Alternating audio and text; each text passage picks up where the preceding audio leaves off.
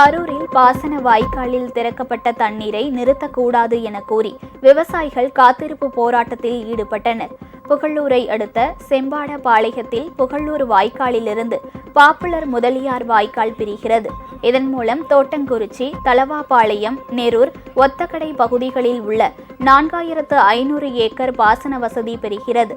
கடந்த ஆகஸ்ட் மாதம் முதல் தண்ணீர் திறக்கப்பட்ட நிலையில் வாய்க்கால் தூர்வாரப்படாததால் இன்னும் கடைமடை மற்றும் ஒத்தக்கடை பகுதிகளுக்கு நீர் வருவதில் சிக்கல் உள்ளது.